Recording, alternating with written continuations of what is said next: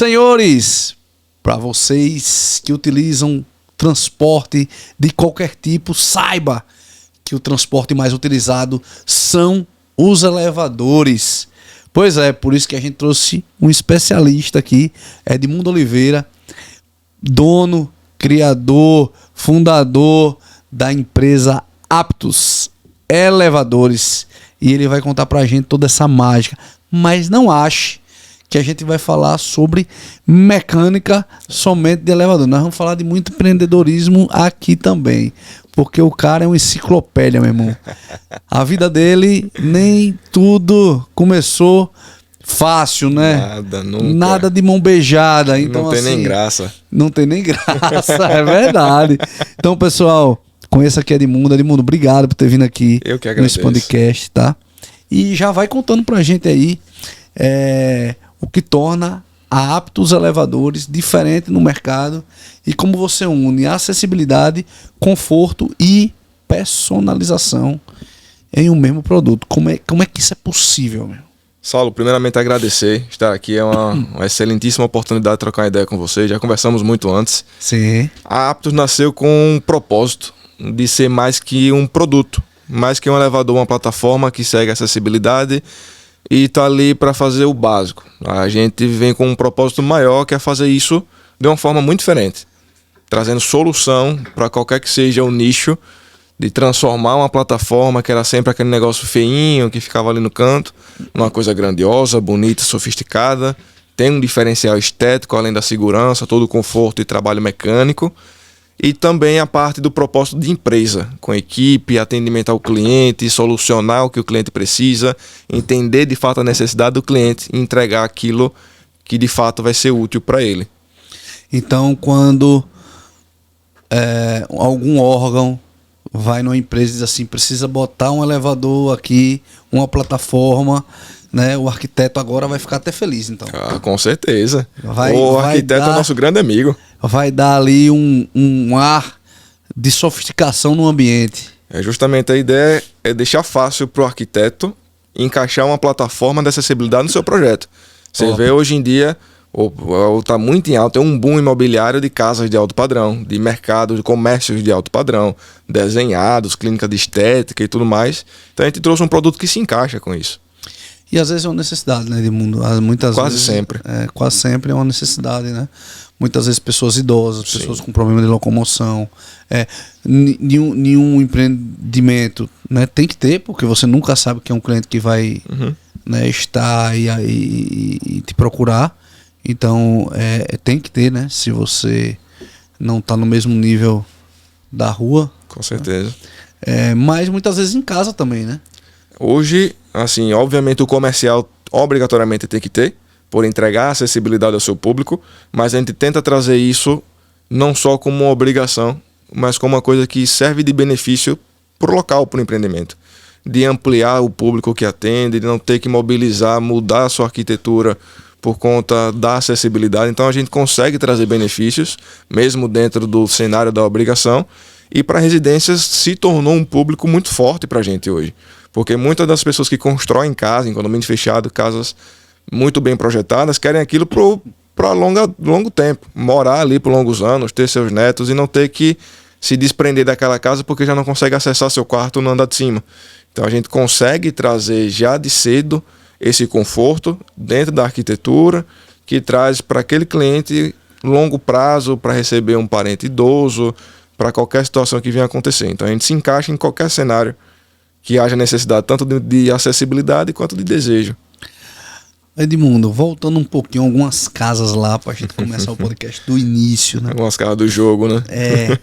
Você me contou uma vez que você nunca trabalhou como CLT. Nunca. E que decidiu empreender logo após se formar em engenharia. Diante da falta de oportunidade aqui dentro do estado, né? Como foi esse primeiro passo para criar a Aptus? E você já tinha alguma visão empreendedora ou foi algo que surgiu assim dessa necessidade? Cara, de fato eu nunca trabalhei. Eu saí da Aptus. Uma vez eu dei risada que você falou assim, cara, eu nunca manchei minha carteira.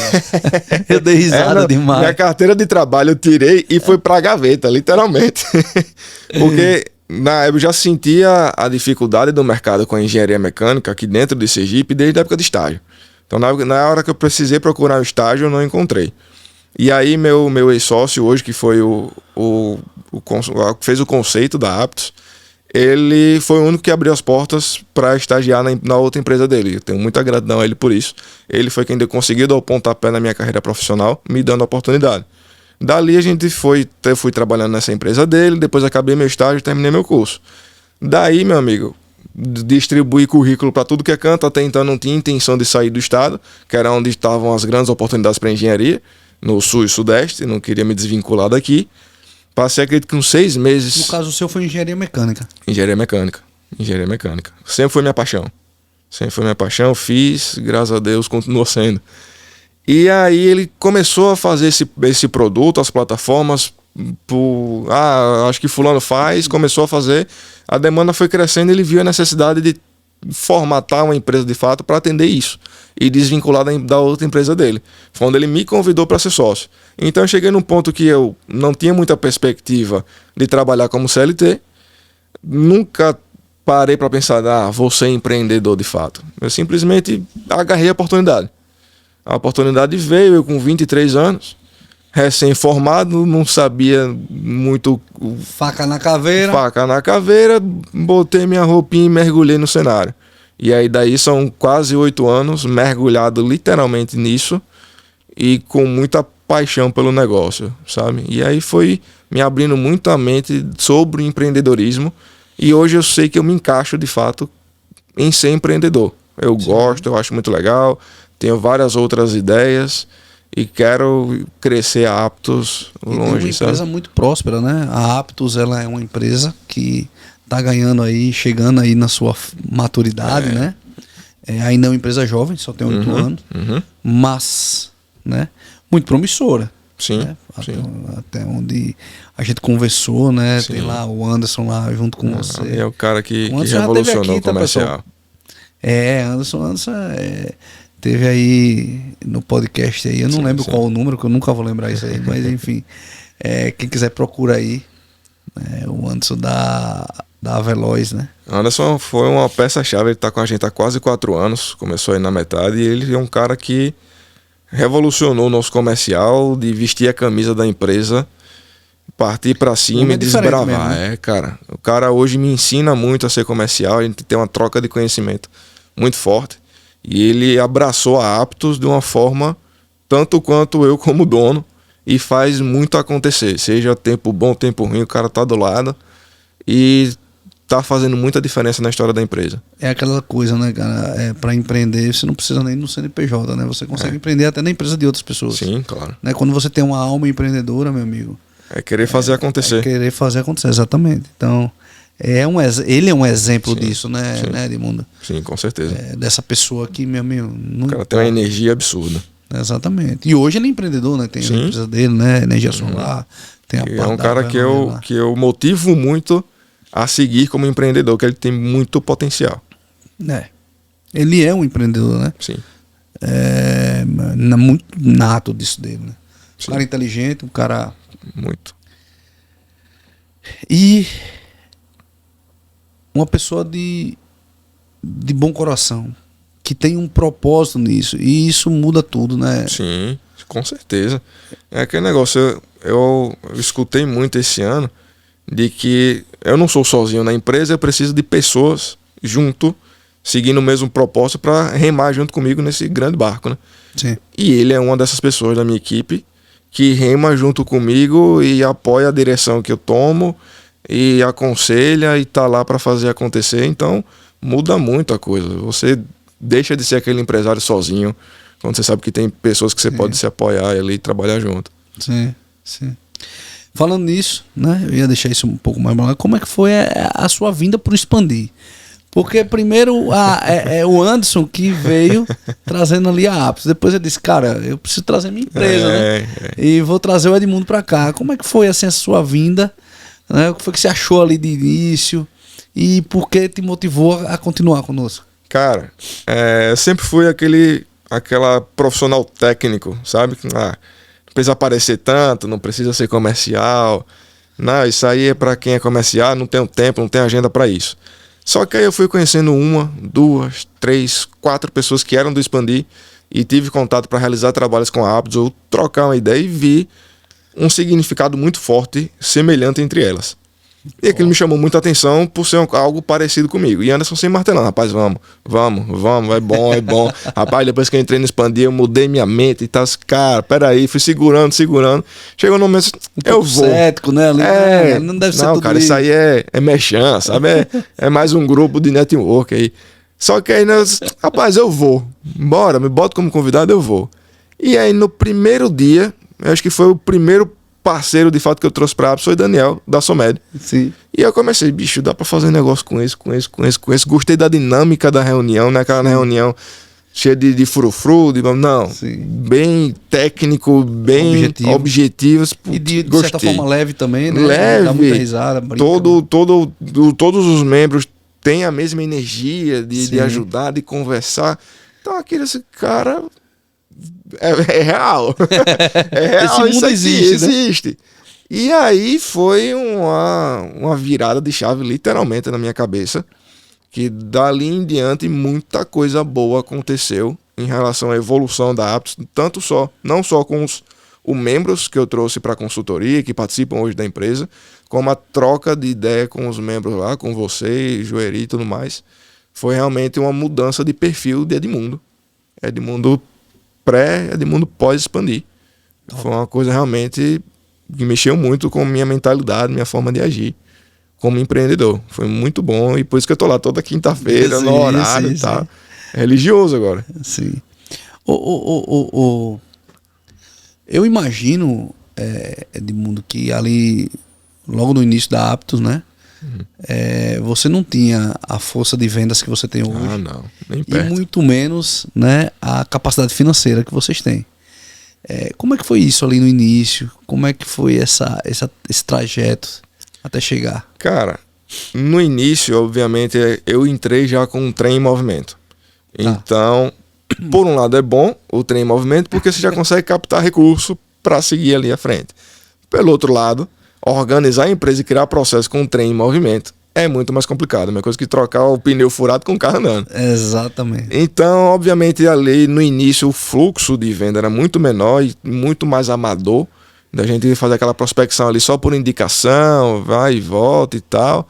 Então a gente foi indo aos poucos, de fato foi crescendo o volume, certo? Porém, em vários momentos a gente se viu em apuros por não ter a parte comercial vendas tão profissional, de ter canais de prospecção ativa, fora a indicação que trouxesse, que nos mantivesse naquele patamar. Você tem ideia, no primeiro ano acho que a gente vendeu, 17 equipamentos, ano passado a gente vendeu mais de 50. Então a gente chegou num momento de inversão de curva, que de um ano para o outro a gente vendeu o triplo. Sim. Então acho que foi, 2020, 2021... de um ano para o outro, foi uma virada que a gente começou a vender muito.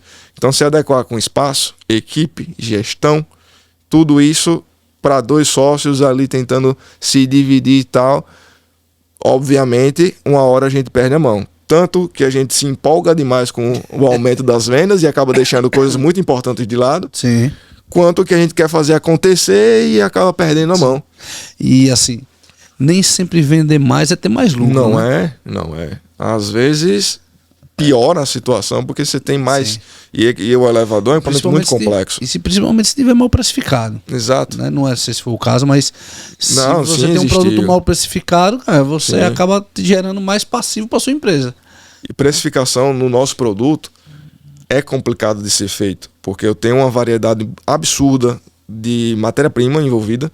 Produtos, peças que vêm de fora, diferença de imposto, frete, mão de obra minha, mão de obra terceira. Então juntar isso num pacote, e sendo que cada tipo de produto tem várias configurações, precificar era sempre uma dor. E que era sempre apontado, vocês estão precificando mal, veja isso aí. Aí na cabeça, tá vendendo, tá andando, vamos. E aí no mês que parava de vender, a gente sentia na pele não ter aquilo bem gerenciado.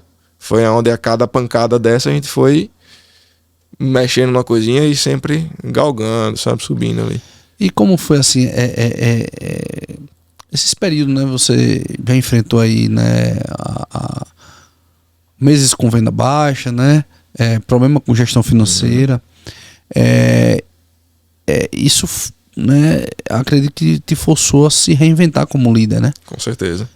Como foi esse processo de transformação pessoal e profissional e o que mudou na sua forma de liderar e pensar o negócio?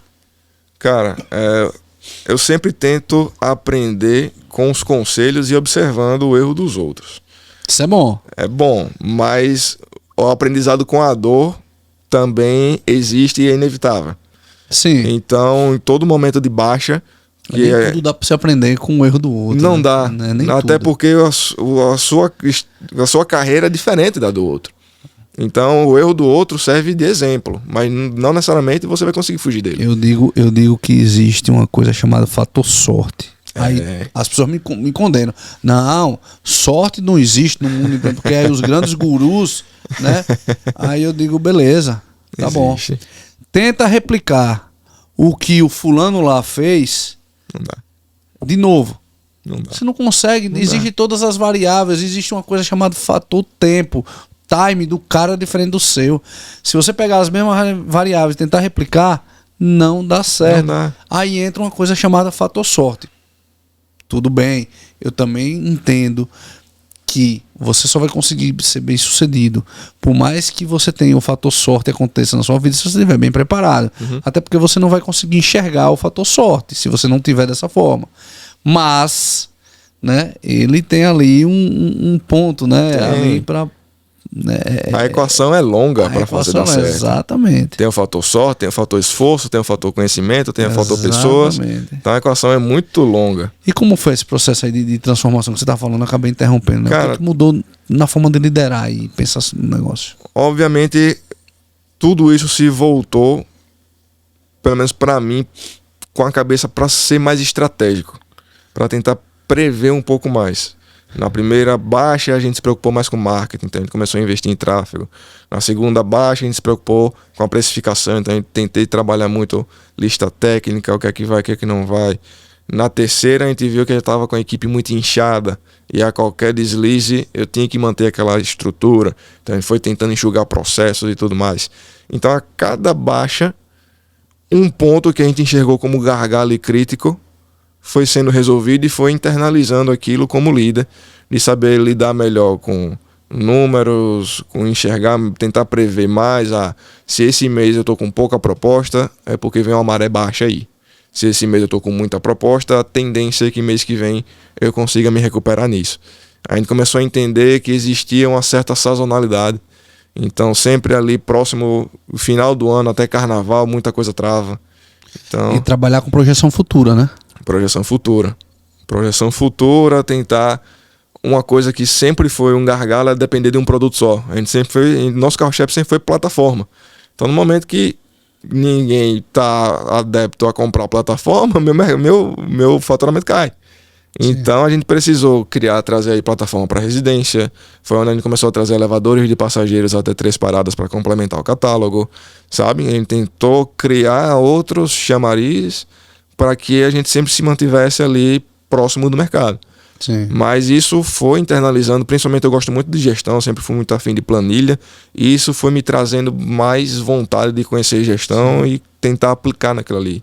Oi, Edmundo, quais são os produtos que você tem lá? Hoje meu carro-chefe é plataforma de acessibilidade. Certo. Daí a gente derivou um produto que está sendo um produto muito importante, que são plataformas residenciais. Tá. Que é uma plataforma arrumada, sofisticada, com bons materiais, se parecido com um elevador, só que com custo-benefício bom para você instalar na casa, que é TR primeiro.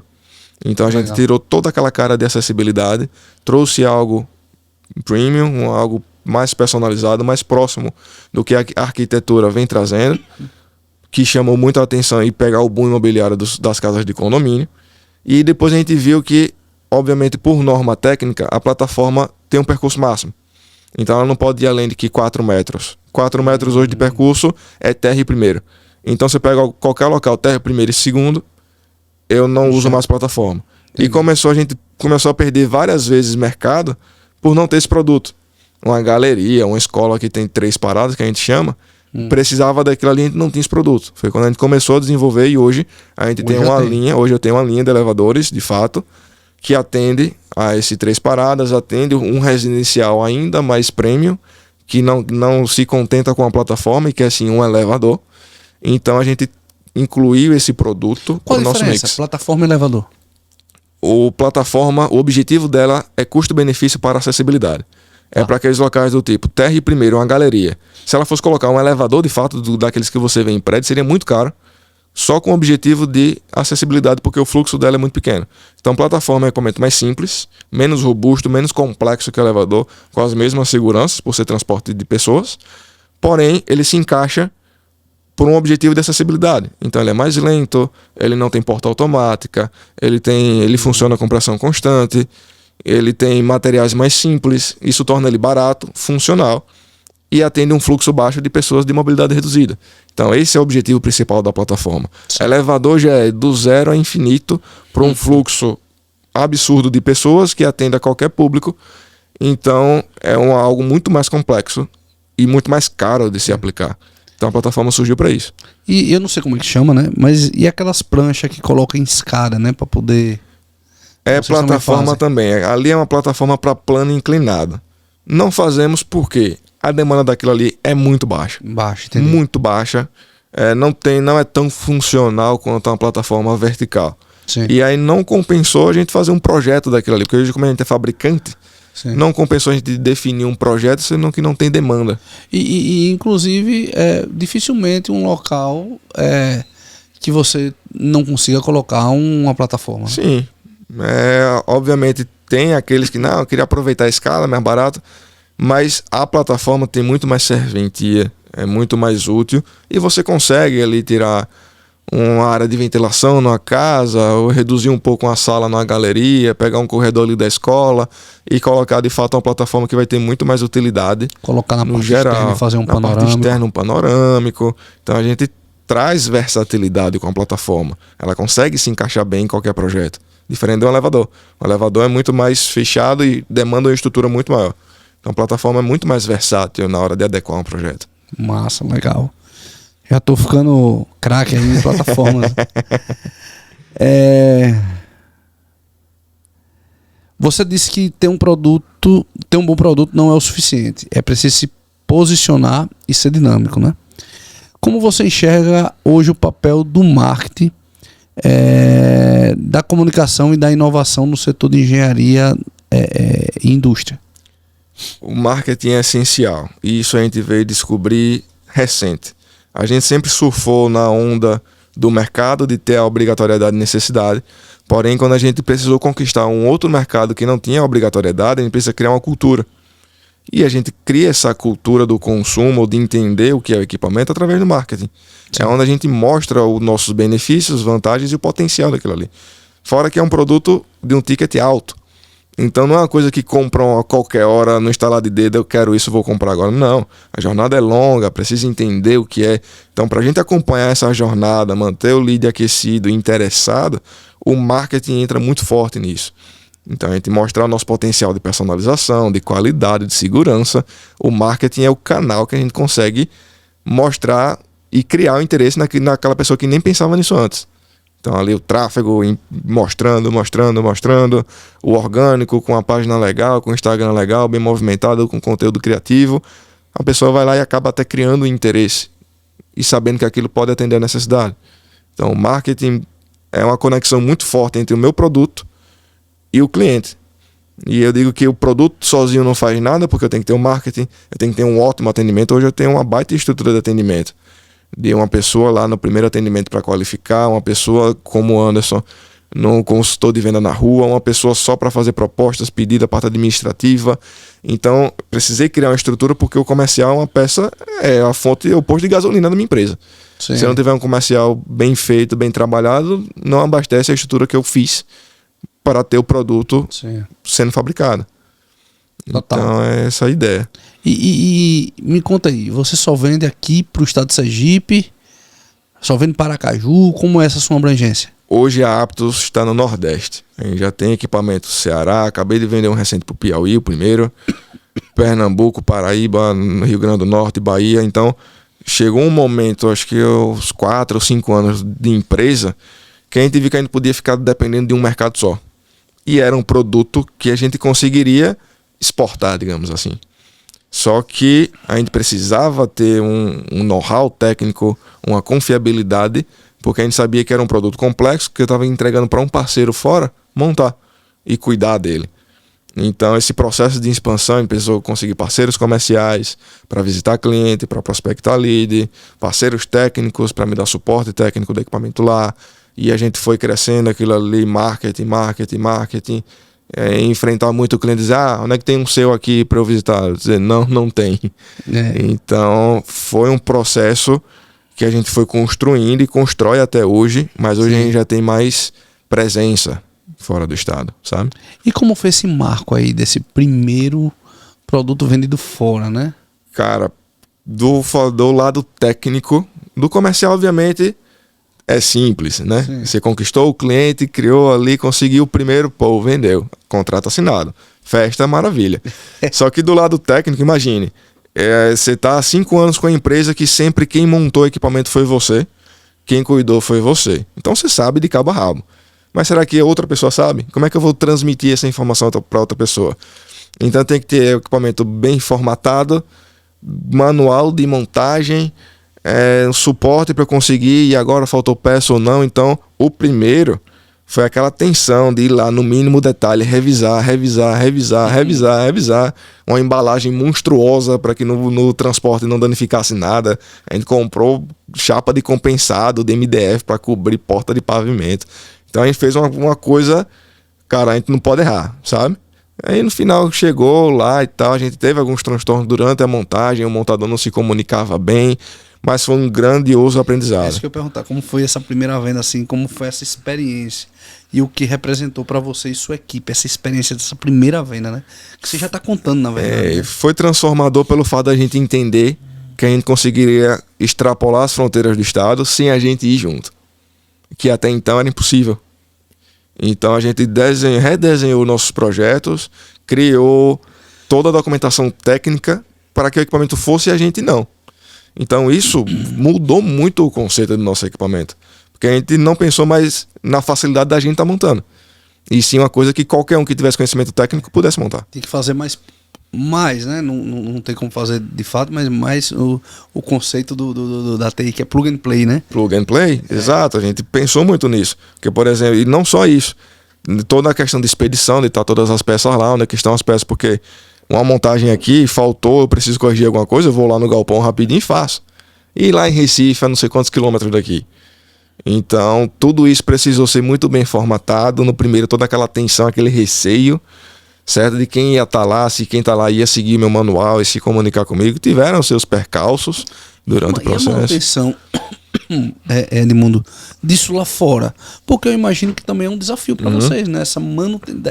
Porque um equipamento é mecânico. Certo. Ele requer uma manutenção. Obrigatoriamente. É lei já, é obrigatório tanto técnico quanto jurídico, digamos assim. E eu acho que nem precisaria ser, né? Porque se você tem um produto que tá lá dentro da sua empresa para lhe dar, lhe gerar um certo valor, gerar uma comodidade, gerar o que quer que seja, e é um equipamento mecânico, você precisa dar manutenção, né? Deveria ser uma cultura natural ter esse raciocínio. Não é. O que a gente mais tem hoje é objeção para fechar um contrato de manutenção. Ué? E até digo, manutenção faz parte do processo de qualquer equipamento. Claro. As objeções são não uso, o equipamento é novo para que vai precisar de manutenção, principalmente quando eu digo que é mensal. Mensalmente precisa ir um técnico lubrificar, regular, limpar. E só ele vai saber onde que tem que limpar, com o que pode limpar, como regular. E por mais que você crie um manual disso para o proprietário fazer, não vai fazer igual um técnico. Pô, o cara não é profissional. Como é que um advogado que nunca mexeu com vai fazer? Como um médico que nunca mexeu com... Não tem condições. O problema é que muitas das objeções, não vou ter mais esse custo, eu não uso, não é equipamento que eu uso, vai ficar lá parado. Mas Edmundo, assim, eu gostei desse tema porque me parece absurdo. Lógico, me parece absurdo, porque assim, beleza, eu não quero ter esse custo. Mas se a gente for fazer conta, Edmundo, Na hora da quebra lá, na hora. Não, o custo não é maior, não? O cliente, a gente tenta até argumentar o cliente. Cara, se você deixar o equipamento sem. Fica parado, beleza. Sem manutenção, numa hora que você precisar ele não funcionar, você vai se queixar disso. Mas é manutenção que falta. No momento que você está usando, não tem manutenção e usa muito, uma hora ele vai parar por desgaste precoce. E a manutenção assim, consegue aliviar isso. Vamos para o mundo que a maioria das pessoas conhece. Carro. Se você comprar um carro hoje, deixar na sua garagem. Parado. Aí daqui a 5 anos você vai ligar, vai dar problema. Claro.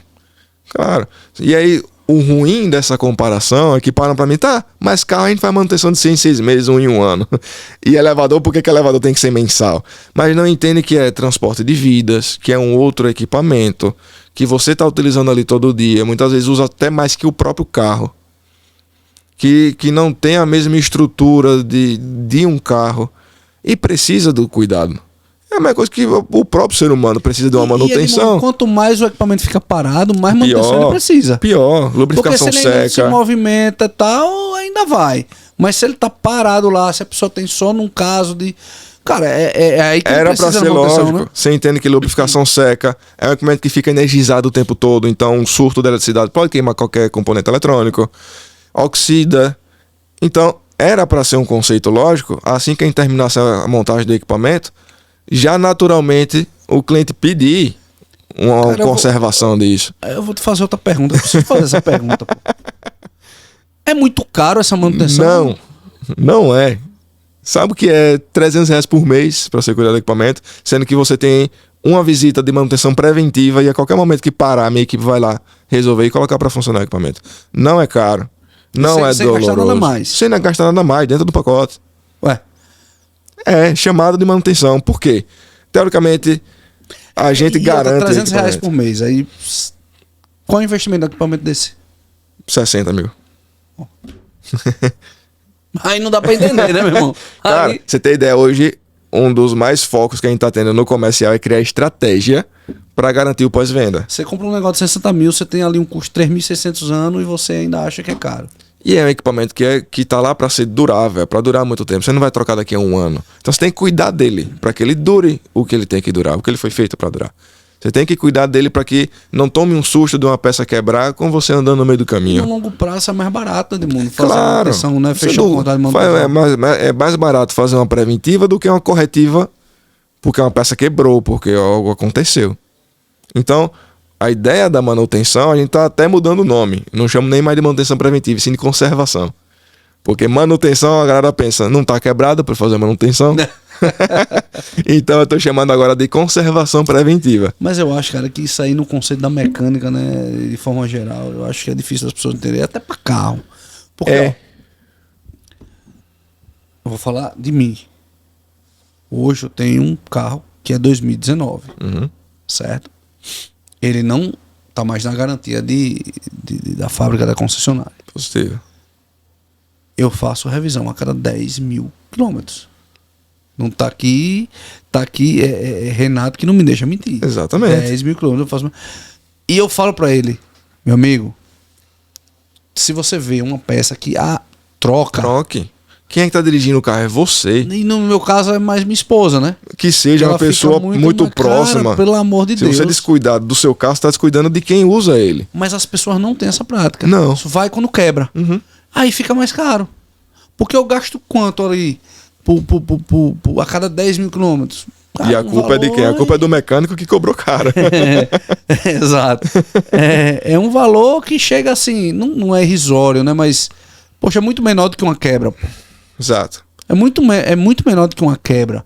Não é porque eu tô sempre revisando. Exato, né? Você consegue e mesmo prever. assim, às vezes, agora aconteceu, a gente teve um problema num amortecedor, a gente fez a revisão, tem 5 mil quilômetros. Aí minha esposa falou, poxa, mas não revisou sim, mas mesmo assim, cara, é as ruas que a gente tem.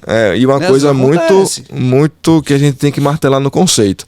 O fato de ter uma manutenção preventiva não significa que não vai quebrar.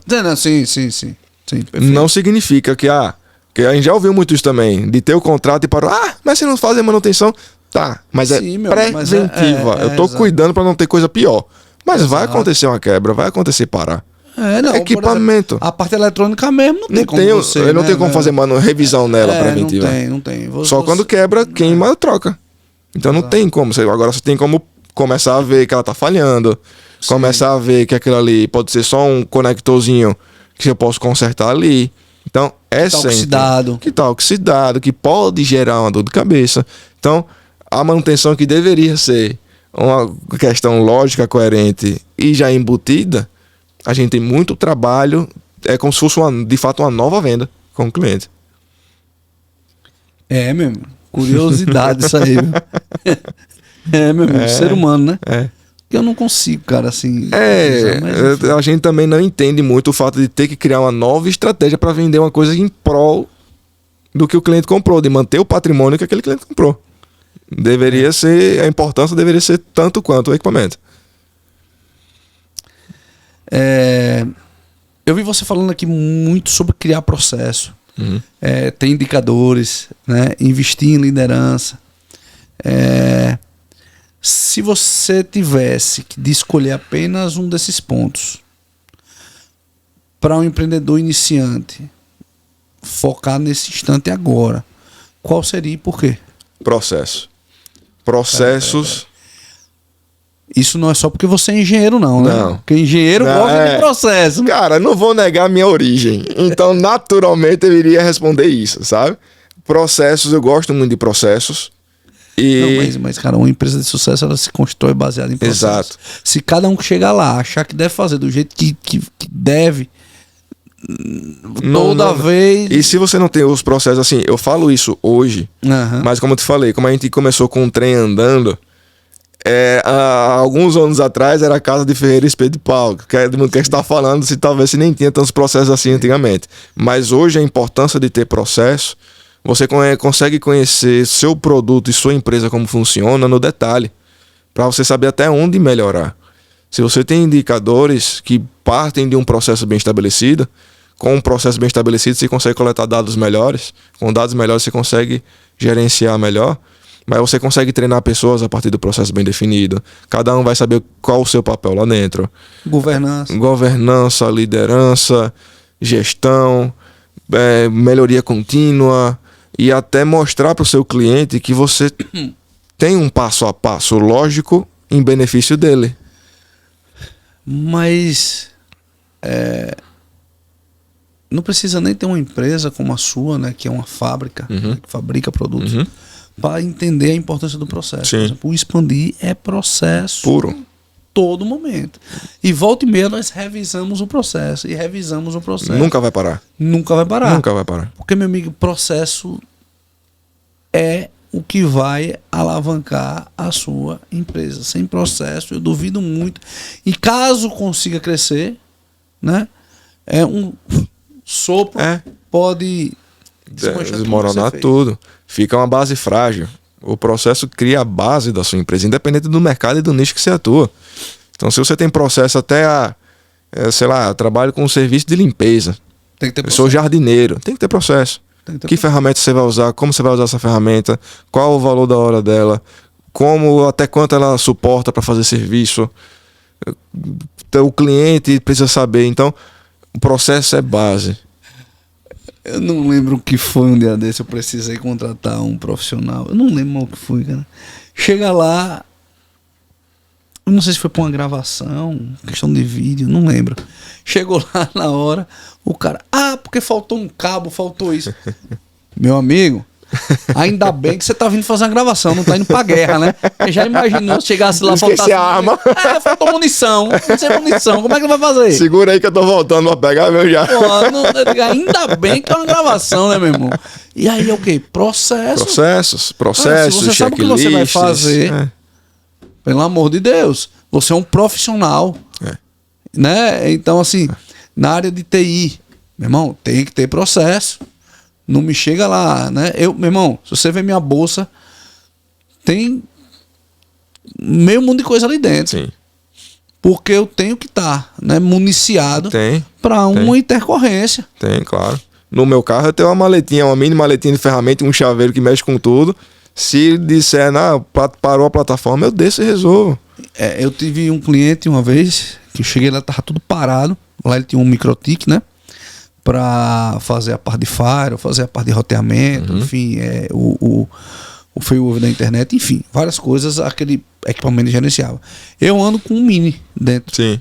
Capacidade muito menor, infinitamente menor. Mas foi o que me salvou. Mas pro pequeno, até para identificar o problema, resolve. Eu chego lá, tá tudo parado, eu peguei o backup do outro, modifiquei ele, obviamente, porque ele não se você tentar fazer, ele não faz.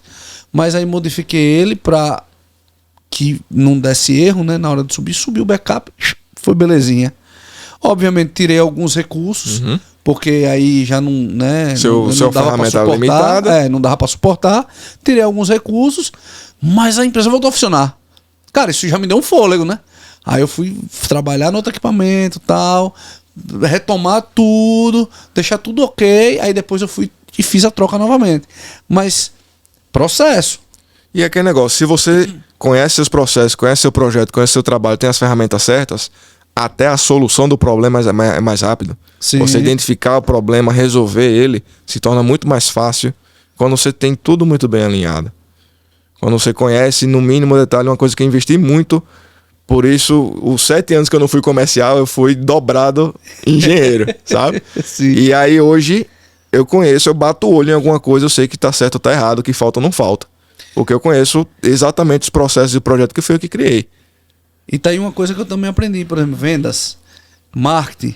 Cara, é processo puro. Processo puro. A gente acha que vender é Processo se puro. conectar, ter uma boa comunicação, Mas se não tiver as técnicas de venda, se não tiver a boa comunicação, se você não souber explicar o produto, Se você não não souber vende. classificar o cliente, Classificar em que momento o ele cliente. tá, você já perdeu. Pô, uma ferramenta importantíssima que eu tenho lá hoje, que é o que mais está funcionando, é CRM. Sim. Tudo mapeado, cliente, lead quente, lead frio, negociação, qual é a etapa, qual é a classificação dele, vamos olhar a classificação, esse lead chegou em tal canal. É um mundo gigantesco o comercial. Então tudo se resume a processo. Né? Foi o que você falou aí, a importância ali na empresa. Isso é legal. A Apps já está em todo o Nordeste. Acredito Certo. que você quer difundir ainda mais ela, né? Sim. Tornando ela cada vez mais conhecida. E obviamente para isso você precisa criar uma rede de parceiros, né? Quais passos já estão sendo dados para esse crescimento? A gente está, eu não digo nem remodulando, mas repensando alguns pontos do modelo do negócio, onde a gente vai conseguir fortalecer essa rede de parceiros e o nosso produto chegue em mais pontos e de fato não se limite mais a Nordeste, sabe? Boa. Então, tanto visto internamente como produto, linha de fabricação, qualidade de produto, de modelos e como ele é entregue para o cliente. Hoje eu tenho um canal de suporte técnico, hoje eu tenho um manual de montagem muito bem detalhado, eu tenho um manual de manutenção, eu tenho um comercial, um sistema ERP que consegue gerenciar muita coisa, eu tenho produção com liderança de produção, almoxarife. Então tudo isso foi uma base, um conceito gerado para que eu conseguisse fazer com que o meu produto chegasse muito mais longe, sem dor de cabeça e gerando benefícios para os meus parceiros. Eu conheço meus parceiros, outras empresas do nicho de elevador, que dão ali manutenção, que fazem até montagem e possam usar meu produto como fonte para eles. Montando meu produto, sabendo a confiabilidade que ele tem, sabendo o diferencial que ele tem, ele vai carregar esse diferencial da minha empresa junto com a dele. Então a nossa intenção é que outras empresas carreguem nossos produtos e sejam mais canais para que levem a Aptos para outros locais. E não dependa só da minha prospecção, só do meu atendimento, só da minha ação. No caso, você quer licenciar novas empresas a Isso. Eu tô utilizar o produto de vocês. Estou trabalhando numa ideia de distribuir meu produto para que outras empresas usufruam da minha estrutura técnica de fabricação, que é muito complexa de ter e cara. Eu tenho uma estrutura com equipe fabricando, qualidade, projeto, engenharia. Eu sei que nem todas as outras empresas vão conseguir ter isso, então a ideia é que eu repasse o meu produto e eles façam disso o produto deles também. E consigam ali um contrato de manutenção, ganhem na montagem, ganhem numa margem de lucro em cima do meu produto. E deles crescendo, vai ser um cliente recorrente para mim. Top. Então eu preciso buscar, são 8 anos com baixíssimo índice de recorrência de clientes. Então eu quero buscar recorrência de clientes, que vai ser uma outra fonte. Porque o produto seu é durável, né? É durável, então hoje... Dificilmente o cliente comprou um, ele vai comprar o outro. Né? Hoje quem compra mais de um a mim são B2B. É uma construtora que compra, tem várias obras e vai comprando. É um cara que tem filiais de loja. Esse provavelmente compra, né? Quando ele compra o primeiro, pela qualidade que você tem. Pela qualidade e facilidade. O segundo ele vem. Ele sabe onde está. Eu tenho uma construtora que pega muito licitação, que já comprou 9 ou 10 equipamentos meus. Isso é um pico de recorrência jamais visto, entendeu? Porque é natural do meu produto não ter recorrência.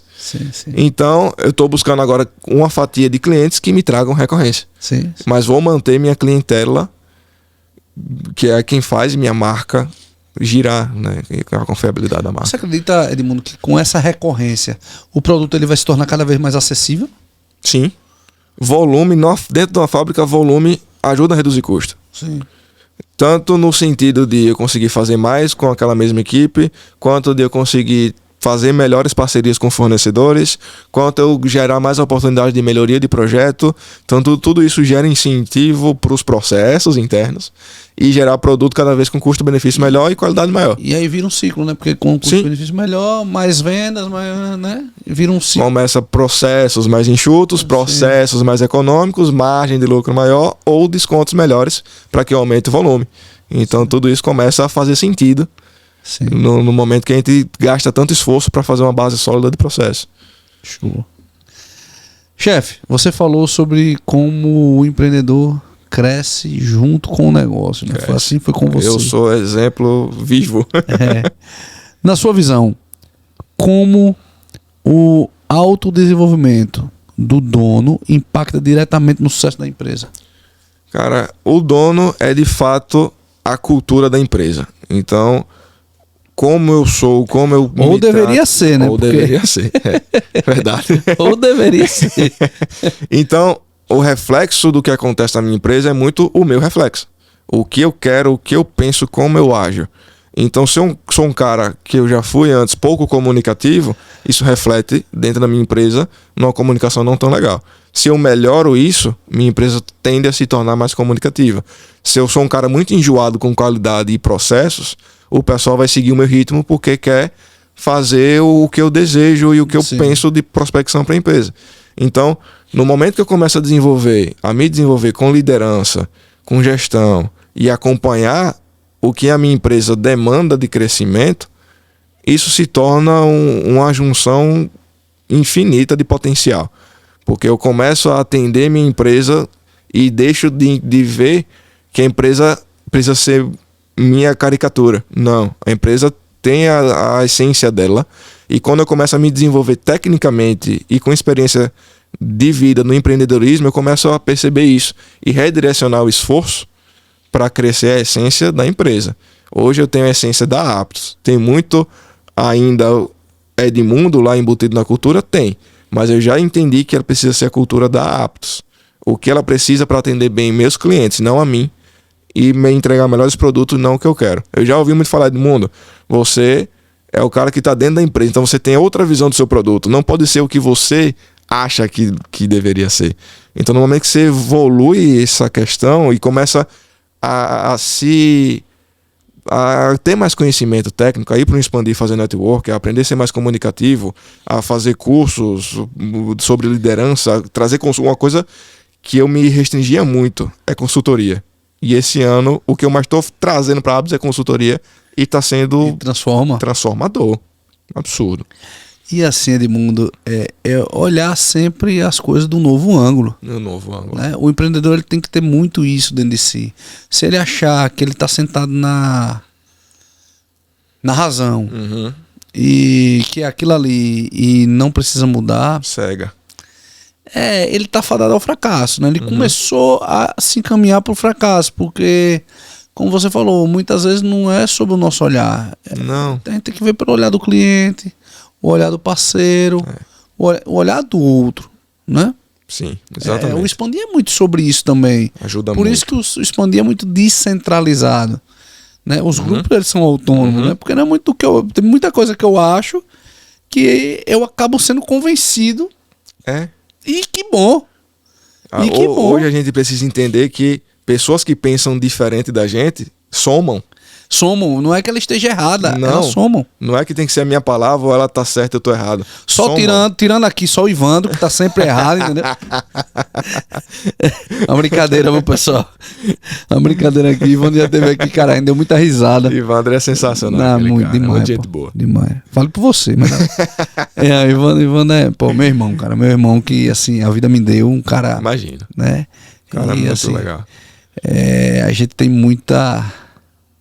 É engraçado que a gente tem muito embate. Uhum. A gente discorda muito do outro. E foi exatamente isso que nos uniu mais. Quando você discorda com respeito Sim. e sabe que pode Nem sempre é com contribuir. respeito. De vez em quando eu xingo ele também. Não, mas Não, brincadeira. Vocês sabem que é uma xingada Não. superficial. Não é da boca pra fora. A gente briga, mas a gente se ama. É mais ou menos isso. Sim. Mas assim, é isso mesmo. Quando a gente, com respeito, cara, a gente se aproxima muito mais por ter essa visão diferente, né? Quantas vezes eu ligo pra Ivandro no meio do dia, assim, cara, Ivandro, bicho, tô precisando de uma opinião sua e tal. Cara, o que é que você acha? Porque eu sei que ele não vai falar algo pra me agradar. Sim. E não deve ser. E talvez seja um dos meus maiores medos, né? De estar rodeado de pessoas que só queiram me Te agradar. agradar.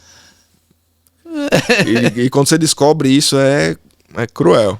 Eu não sei, Cruel. né, como é que isso me ajudaria, né? Só infla o ego da pessoa. A pessoa acha que tá ficando uma redoma, achando que tá certo o tempo todo, mas na verdade não tá. E né? tá ali Você tem empacada na evolução porque acha que tá Exato. certo o tempo todo. Exatamente. Então ela já acha que tá no patamar mais alto que os outros, então se acomoda. E quando se acomoda, a tendência é o fracasso. Pois é. Então é isso, né?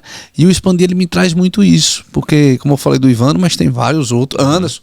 Eu decidi, Anderson, preciso almoçar com você e tal.